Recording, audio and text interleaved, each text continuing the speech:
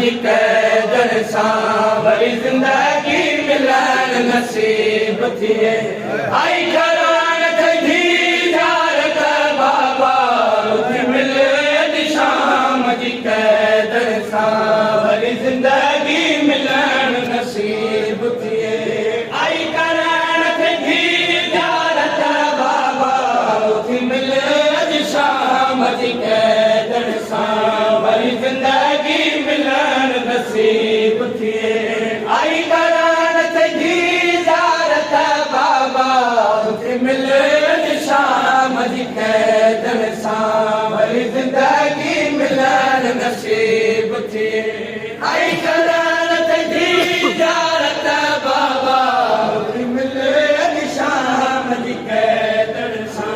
वरी ज़िंदगी मिलण नसीब थिए आई करान थी यारत बाबा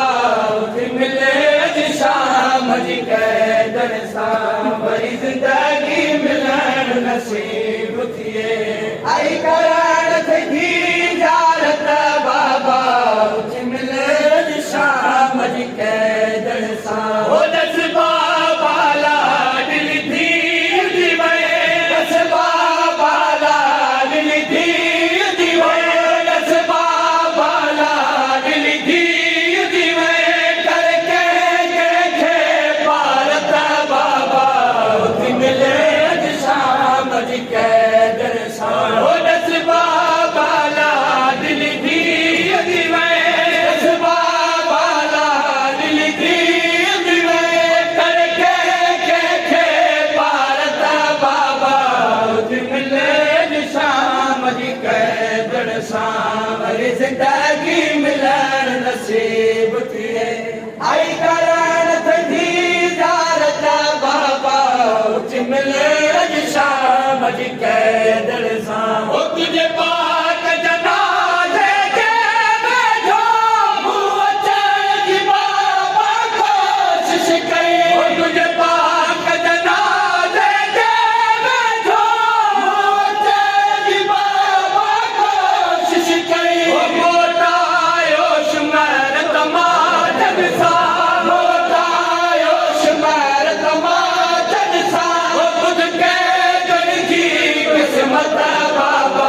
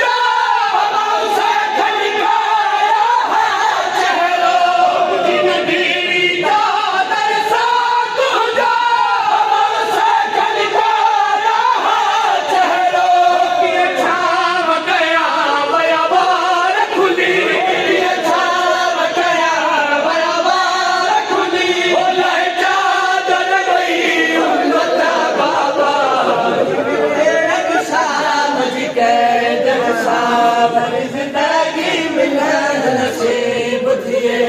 आई करण थे दीदार बाबा उथी मिले शाम जी कैदन सा हो दस्तूर थी जना देखा वरना है थी वजन ताई हो दस्तूर थी जना देखा वरना है थी वजन ताई हो वञा हथ पई शाम वधायो मां वञा हथ पई शाम वधायो मां छॾ तुंहिंजी हिते मैयत बाबा शाम जी कैदन सा हो दस्तूर थी जना देखा थी वजन ताई हो दस्तूर थी जना देखा थी वजन ताई हो वञा हथ पई शाम वधायो मां वञा हथ पई शाम वधायो मां छॾ तुंहिंजी हिते मैयत बाबा मिले शाम जी कैदन सा वरी ज़िंदगी मिलण नसीब थिए आई करण थी दीदार बाबा मिले शाम जी कैदन सा हो तुंहिंजो सीनू याद करे रुअंदी तुंहिंजी अॾमारी कैदन में तुंहिंजो सीनू याद करे रुअंदी तुंहिंजी अॾमारी कैदन में किस्मत में हुजे हा तो साईं किस्मत में हुजे हा तो साईं ओ अली असगर साथ पता बाबा वरी मिले शाम जी कैदन सा वरी ज़िंदगी मिलण नसीब थिए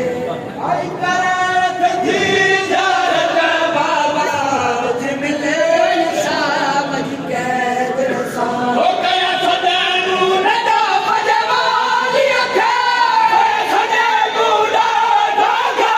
जी खे कया सदैव नदा भजवाली खे सॼे बूढ़ा धागा जी खे बनजी ज़हरा मुंहुं वसाला बनजी ज़हरा